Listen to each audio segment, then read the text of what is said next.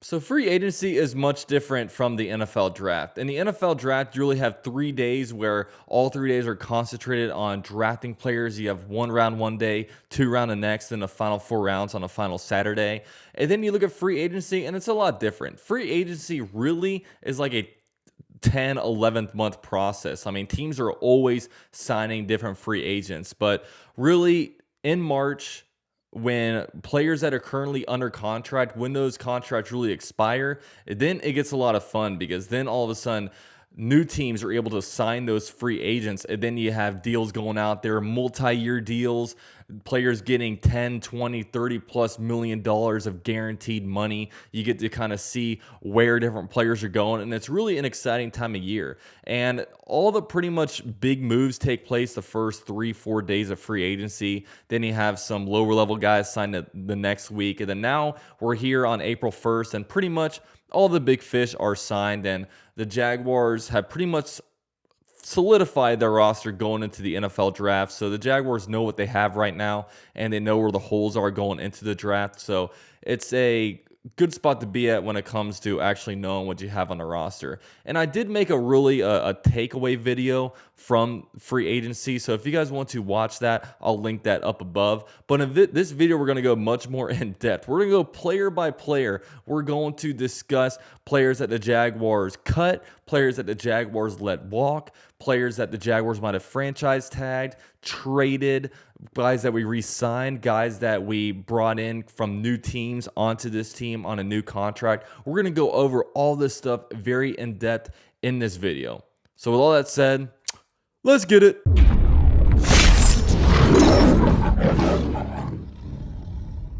Now, before I get into this video, I want to give a shout out to WinXDVD, who has partnered with me on a couple of my videos over the course of this year. They are basically giving away a WinX video converter, and once you download that converter, you're actually able to get 4 of their exclusive applications on top of that. So if you guys are interested in that, go download those at the links down below. Now, I want to start off this video by going into the players that the Jaguars released. Guys that were under contract for the Jaguars, that the Jaguars said, we don't need you anymore, we're going to let you walk. The first one was defensive tackle Al Woods. Now, Al Woods had been on a bunch of different teams really leading up to kind of going to the Jaguars. You might not have heard his name in a while because he actually opted out due to the pandemic last year, so he never took a single snap for the Jaguars. And the same can be said about cornerback Rashawn Melvin. Jaguars signed him last year, and then they cut him after really also opting out for the pandemic. And that was really a trend in the NFL. A lot of these middling free agent guys that signed these one-year deals, like a lot of them, once they came back, they were cut. Like a lot of coaches and stuff didn't really want anything to do with them as they're not super valuable pieces. But those are a couple of guys that were cut. Another guy that was cut was cornerback Quentin Meeks. He actually, the Jaguars signed him in undrafted free agency in 2018. He's kind of been on and off the Jaguars roster. He only really was featured in one game last season, but you know, he's a guy that we've all kind of been following for a little bit. He's kind of been from practice squad to active roster, but the Jaguars have officially moved on from him. And the final player is defensive tackle Dontavius Russell. He was a 7th round pick for the Jaguars in 2019. He spent the entire 2020 season on the IR, and we never got to see anything out of him. But really, the Jaguars last year, they're 1-15. The Jaguars did not have a very good roster, so these are the players that the Jaguars are kind of missing out on right now.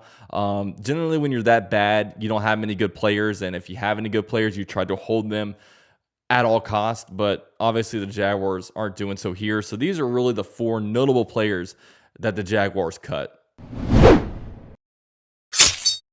So the next category we're going to go into are players that the Jaguars let walk. And translation for that is players that were under contract for the Jaguars. The final year of their contract was in 2020, and the Jaguars did not renew their contract, did not sign them to a new contract. They basically just let them walk into free agency. And the most notable player on this list is wide receiver DeDe Westbrook. DeDe Westbrook was drafted in the 4th round of the 2017 NFL draft in the same draft class as guys like Leonard Fournette, Cam Robinson, DEjuan Smoot. In 2018, he had 66 receptions for 717 yards, 5 touchdowns. 2019, 66 receptions, 660 yards, and 3 touchdowns, but really tailed off. Like in 2020, he was inactive a bunch of games. He was only featured in 2 games for the Jaguars. Only had 1 reception for 4 yards, and he got injured. He tore his ACL, so he was out for the year. It was a really weird career for Dejuan Westbrook on the Jaguars because he showed a lot of promise. Like, he showed some sides that he was like, looked like he was going to be pretty good, but when it all kind of came down to it, he wasn't super like gifted physically. I mean, I've actually interviewed him on the channel. I stood right next to him. We basically look the same. Like, our body types, our height, we're like this. We're like the same, which kind of surprised me. He didn't really get great separation. He was just kind of an average dude, and like, you know, with kind of his regression, I don't know how hard of a worker he really is. I don't want to, you know, I don't like to judge guys if I don't obviously know them, because that's a little bit out of my area. But I don't know. It was weird with DeJuan Westbrook, but you know, his final year, the Jaguars really didn't want anything to do with him. Keelan Cole is getting playing time over him, and you know, it's a weird career for DeJuan Westbrook, but he was let walk. I've heard nothing about him on the free agency side of things. I haven't heard any team signing him. You know, he'll probably sign on to a team during training camp, maybe battle for a roster spot. Maybe he gets stuck on a practice squad somewhere, but I don't know. It's a big mystery with him, but he's no longer with the team. Now, next up, we have outside linebacker / edge rusher by the name of Kamele Correa. I believe I'm saying that name. And the only reason why I'm mentioning him is because the Jaguars actually traded for him last year. He was actually a trade from the Titans. So the Jaguars essentially gave the Titans a 6th-round pick, and the Titans gave us a 7th-round pick. So it was a very minor kind of trade. He wanted out of Tennessee, and Jaguars obviously needed any help they could get at the defensive line, so they brought him in. Had relatively no impact, but you know, I'm basically including him just because draft capital was involved, and I guess we kind of downgraded from our 6th-round pick that we were supposed to get. But 6th, 7th-round picks, they generally don't make huge impacts on a team, so that's not really a big deal. Now, next up, in happier news, we'll go into guys that were on the Jaguars that the Jaguars did decide to re-sign. We'll first start off with DEjuan Smoot. DeJuan Smoot signed a 2-year, $10 million deal with the Jaguars. DeJuan Smoot was a 3rd-round pick in a 2017 NFL draft. And one thing that I liked about him is that he has been really, while he's not a huge game wrecker, while he's not like exploding on the stat sheet, when you look at him, he seems to get better and better every year. You know, in 2017 to 2019, you look at his stats, 15 QB hits, and in 2020, 17 QB hits. So he had 2 more QB hits in 2020 than he did in his previous 3 years combined. In 2020, he had 2 forced fumbles, 5.5 sacks, and 25 total tackles. You know, he was probably the most productive, now that Josh Allen was injured, he was probably the most productive guy on a defensive line. You know, every roster needs guys like DeJuan Smoot. They need rotational guys. And DeJuan Smoot has really, they were always trying to figure out where to play him. They played him at the, defensive end spot. They moved him inside. Even him, his body's changed a lot. He's gone vegan. He's gone big. He's in all kinds of stuff, but it seems like he's really found his way on the roster. But now the Jaguars are moving to a 3-4, so we've got a little bit more things to kind of work on with him when it comes to learning a brand new defense. Now, next up is cornerback Sidney Jones. I didn't find any contract details on this, but I would believe it's a 1-year, probably veteran minimum type of deal. I thought outside of C.J. Henderson, he was probably the best cornerback on the Jaguars last year. He filled in for C.J. Henderson pretty nicely after he got injured and after Trey Herndon kind of got demoted. He was a 2nd-round pick in 2017, so he was pretty highly sought after. He dropped a lot because he had an ACL injury I believe it was actually post college career, so like in the offseason he tore his ACL, so that dropped him a lot. But yeah, I liked him last year. The Eagles, it didn't work out very well for him, but he came back to Jacksonville, had a resurgence year, had some interceptions, showed up on a stat sheet a lot. He was kind of flying off the game film, so I do like Sidney Jones, and I'm glad we were able to bring him back. Sticking with the cornerback category, we also re-signed Trey Herndon. Now, Trey Herndon was undrafted by the Jaguars, and he really made a name for himself in 2019 2019 after Jalen Ramsey was traded. He filled back in for Jalen Ramsey, and he did a decent job. I mean, he really lacks speed to be a true outside cornerback. So this year, I think he's going to come in here and compete for the nickel because it really seems like he fits a lot better playing a nickel cornerback position, covering really the interior of the field as opposed to outside wide receivers. But Trey Hendrick's another name that got brought back. The next name is offensive lineman Tyler Shatley. And Tyler Shatley is actually tied for the longest tenure player on the Jaguars. Him and Brandon Linder have been on the team the longest, and that's been since 2014. Tyler Shatley was undrafted out of Clemson. This is actually the third year in a row he's signed a one-year deal for the Jaguars. You know, very good 6 guys. He comes in great and fills in for the interior of the offensive line. I'll be honest, I thought he was probably going to be able to get, you know, probably a multi-year deal somewhere else, maybe sign a 2-3 year deal for another team and maybe be able to get like a starting position on either center or guard. But I'm happy that the Jaguars were able to retain him. He played a lot of games last year. He quietly started 10 games, played in 62% of snaps with 643 snaps. So, you know, he got a lot of snaps last year. He got a lot of starts, and he was a big part of this offense, and he was a big help in really helping James Robinson get to his 1,000 yards. Got to be a little bit better in pass protection, but, you know, overall, I think Tyler Shatley's a great guy to have if and when Brandon Linder inevitably gets injured, we get him to kind of come in there and fill in a little bit. And the last guy that the Jaguars re-signed is tight end James O'Shaughnessy. This is going to be his 5th year with the Jaguars. He has 778 yards in his Jaguars career with 3 touchdowns. So not really much on the touchdown end, but, you know, he'll be kind of a backup receiving tight end on the roster. You know, he's been pretty much his contract. I mean, he's not great, but I think he's reliable to have in there. And the Jaguars definitely need to get that real premier pass catching tight end to come in here, you know, whether it be, I mean, the only way we're ever going to get it is in a draft. So maybe the Jaguars can find that unit in the draft after they really missed out in free agency and only really signed 1 tight end, and he just happens to be more of a run blocking tight end. Another guy that the Jaguars re-signed is kicker Aldrick Rosas. I think that's how you say his name, Rosas. The Jaguars last year, the kicker situation was less than ideal. The Jaguars had 6 different kickers last year. They signed 6 kickers, 6 different guys kicked for the Jaguars last year. It was nuts.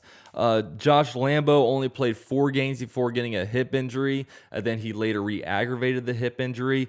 Rosas played the most games of any kicker with 6 games. And this is a real thing to monitor because, like, Lambo really is not a very healthy guy, man. Like, it's a kind of an under-talked about really point, but Lambo, in his 4 years with the Jaguars, he's finished 2 of those seasons on the IR. And this hip injury, it seems a little bit weird. I don't know how it's doing. He re-aggravated it. I feel like the hip, I don't know. It seems like a tough injury for me. I don't know a lot about injuries, but it's something to monitor. Lambo, as great as he is, never missing a field goal at TIAA Bank Field, as high of a percentage kicker that he is, he doesn't remain healthy. You know what I mean? So hopefully we can fix that because obviously having a great kicker nowadays seems like a great luxury in the NFL because we see a lot of bad kickers and a lot of kickers that really lose games. But hopefully Rosas is not on the roster and that we do keep Josh Lambo stays healthy. Next up, we got Adam Gotsis. He was picked up last year, really in the middle of the season after really just some lackluster play. Timmy Jernigan got cut. A lot of, Devon Hamilton got hurt. We have just a mess at the defensive line this year, and I hope it doesn't happen again. But Adam Gotsis was solid, not starter level, but he'll be in some kind of rotation. And last up, punter Logan Cook. He got a contract extension, so that's good.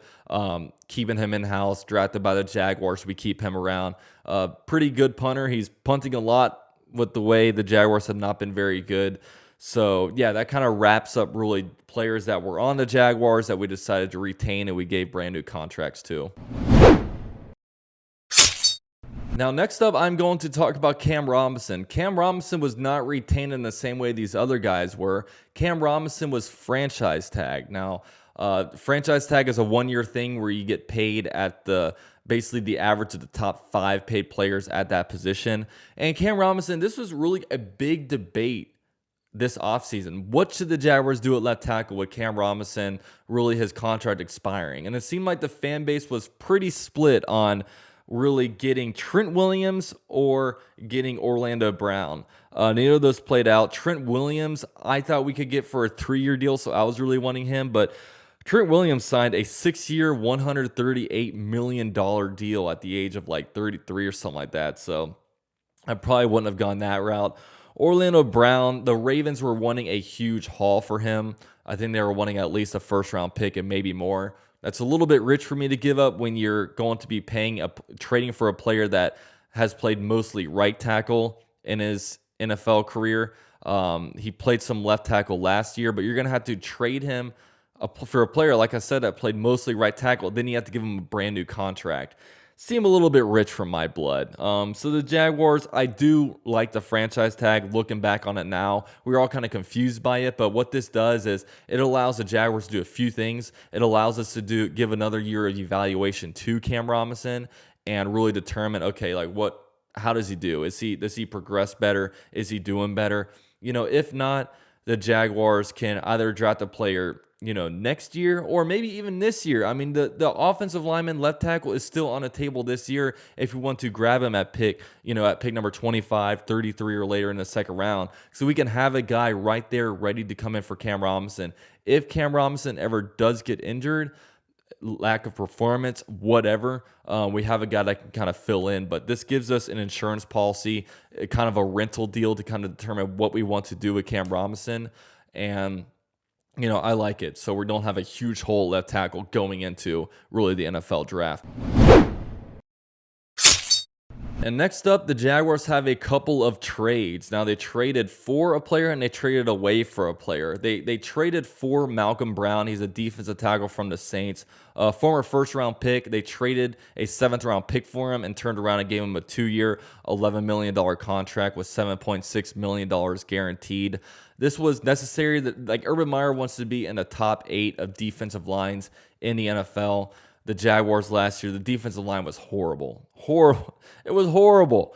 So the Jaguars bring in another guy in Malcolm Brown. Malcolm Brown's been productive. He's been healthy. He's played 80. He's started 80 out of 89 games for the Saints. So this is another depth piece. Play in the interior of the line, either over the guard or the center. So this is good. We'll probably be moving him around a lot based on Joe Cullen's scheme. But it's good we bring in a defensive tackle. Now the next player. We have to talk about him. Tight end Josh Oliver. Josh Oliver was traded to the Ravens for a 7th-round pick. Now, Josh Oliver was a 3rd-round pick in 2019. And he only played 4 games. In those 4 games, he had 3 receptions for 15 yards. His big thing coming out was that he's not a blocking tight end. He's a receiving tight end. That receiving tight end with an early 3rd-round pick gave us 3 receptions for 15 yards. It was a questionable pick to start. He played at a very small school with San Jose State, had very limited experience. It was really hard to find any game film of him. And, we can talk about this as being one of the biggest mid-round busts in Jaguars history. We can kind of compare him to James Sample, a former 4th-round pick out of Louisville. Just a horrible pick for the Jaguars, one that we'll hopefully forget and one that we're going to laugh at for Dave Caldwell making for years to come. So now we can get into the real exciting part of it, and that is getting into players that the Jaguars signed to multi-year deals, gave out a lot of money to, guys that are really going to come in here and start and really improve the roster. We're going to start with the defensive side of the ball. We signed cornerback Shaquille Griffin from the Seattle Seahawks, went to UCF. Shout out to UCF. We signed him to a 3-year, $44.5 million deal with $29 million guaranteed. And the Jaguars signed him with hopes that he can be the cornerback too. With hopefully expectations will have C.J. Henderson, who the Jaguars spent the 9th overall pick in in 2020. He's going to be the cornerback one. But Shaquille Griffin offers a great, second cornerback spot. It's very similar to what we did back in 2017, where, we had Jalen Ramsey, first round pick, going into his second year, and they bring in AJ Boye. We had the same situation here with CJ Henderson going into his second year. We sign on Shaquille Griffin. So it's going to be a good dynamic. It really makes it to where we don't have to really address cornerback in the draft too much. And it's also kind of a weak cornerback draft, really, where the Jaguars are drafting. So that's probably a good thing. But yeah, we signed Shaquille Griffin. It's going to be exciting. I like him. He's a very good man-to-man kind of coverage kind of guy, and I think we can use him a lot of ways. And he's very excited to be in Jacksonville, which is always cool. So Shaquille Griffin signs with the Jacksonville Jaguars. Next up, we stay in the defensive backfield. The Jaguars signed safety from the Chargers, Rayshawn Jenkins. The Jaguars gave him a pretty lucrative deal. 4 years, $35 million with $16 million guaranteed. I shouldn't say lucrative, but 4 years, that's a pretty good amount. He's going to be the immediate starter at strong safety, so it's probably going to be him on one side and Jared Wilson on the other side. So he's going to be playing kind of close to the line of scrimmage, helping out with the tackling, covering tight ends. The safety market was very tough this year. A lot of people beforehand were talking about, Justin Simmons, Marcus May, Marcus Williams. All three of those guys got franchise tagged. And then the big guy, Josh Johnson from the Rams, signed over to the Cleveland Browns for probably more money that the Jaguars were willing to pay. So they really got probably the second best option in free agency with getting Rayshawn Jenkins. Fun fact, Rayshawn Jenkins actually used to play Pop Warner football with Shaquille Griffin. So there is some familiarity in the defensive backfield. So Rayshawn Jenkins, immediate starter in the backfield. Similar, like I said, with 2017. 2017, we bring in AJ Boye, and then we also brought in Barry Church that year. This year, we bring in Shaquille Griffin and Rayshawn Jenkins. So there seem to be a lot of similarities with that. Now, the Jaguars also signed defensive tackle RobertsonHarris to a 4-year, $24.4 million deal with $14 million guaranteed. And it's funny because I talk about really the 2017 similarities. RobertsonHarris said that he tries to model his game after Calais Campbell, which is kind of funny. But the Jaguars are going to be switching from a 4-3 to a 3-4 defense. So we're going to be, kind of like I'm going to be naming a lot of defensive linemen here. It's because we need really an overhaul at the spot. Obviously, we have some players like Josh Allen, Clavon Chason, different guys, Devon Hamilton, guys like that. But we need more guys here.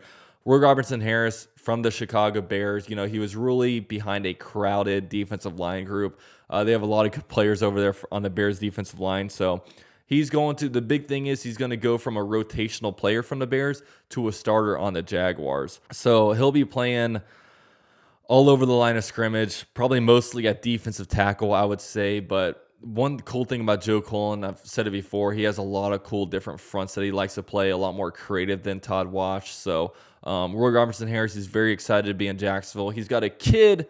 His baby's name is Jax. So maybe this is all meant to be. So RobertsonHarris comes to the Jaguars to help solidify the defensive line. Now, next up is defensive end Jihad Ward. He signed a 1-year, $2.5 million deal. The main reason why he was signed here is because Joe Cullen was banging a table for him. Defensive coordinator Joe Cullen really wanted him. So Jihad Ward comes in. Last season, 16 tackles, 3 sacks. But we don't really know a lot about him. Joe Cullen does, so we'll kind of see if Joe Cullen figures out a cool way to use him in his defense, but I would expect that he's probably a very hard worker and all that. So next up, we have defensive tackle Tyson Alualu, and nope, we didn't get him. Really, really strange story, and the legend of Tyson Alualu in Jacksonville, as if it couldn't get weirder, it got weirder. I remember Tyson Alualu, I believe it was the 2010 NFL draft. You had a bunch of fan base wanting Tim Tebow. You had a bunch of people in the fan base wanting guys like Earl Thomas. And the Jaguars, out of nowhere, got somebody that no one had ever heard of, Tyson Alualu. And he got injured early on in Oklahoma drills, so he was never truly himself. He had the, I forget what the injury is called, but Clowney had it. It's basically a knee injury where you get it and you're really not 100% later on. So he had that kind of injury. He was a solid player for the Jaguars. Then he went over to the Steelers and he played a lot better than he played on the Jaguars, kind of similar to Reggie Nelson. I was excited to bring him back, but it was a very strange situation. Someone in his family got sick due to the thing with the pandemic. No, he actually got it. He got the C word, and then he had to stay home and then quarantine himself for a little bit. And as he was sitting there at home sick, he decided, you know what, I can't leave this place. I can't sign with the Jaguars. So he re-signed with the Steelers, and the Jaguars don't get him. So it would have been nice having the extra defensive tackle help, but you know what? If you don't want us, I don't want you. Now, next up, the Jaguars got safety Rudy Ford. They signed him to a 2-year, $4.2 million deal. This is more of a special teams move. He's a special teams kind of gunner, so he's going to go out there and really fill in the back end of the roster and play a lot of special teams. So it's kind of a minor deal. It was a signing on the first day, which really surprised a lot of people because we wanted to hear the big names of DeJuan Smith and whatnot, but we signed Rudy Ford. So he comes over here. We'll see what he does. So next up, we're going to stick with the special teams, and the Jaguars signed Jamal Agnew. He's going to be a special teamer, like I said. They signed him to a 3-year, $14.2 million deal with $4 million guaranteed. He's going to be playing mostly really kick punt return. This was weird to me. I mean, he's played cornerback and wide, he's played mostly cornerback, but I believe last year he switched to wide receiver, or it might be the other way around. But it's weird to me because they signed a punt returner to a 3-year deal with $4 million guaranteed. I thought it was weird. When you look at his stats, I mean, he has great speed, so that's one thing. He has 4 total punt returns for touchdowns and 1 kick return for touchdown.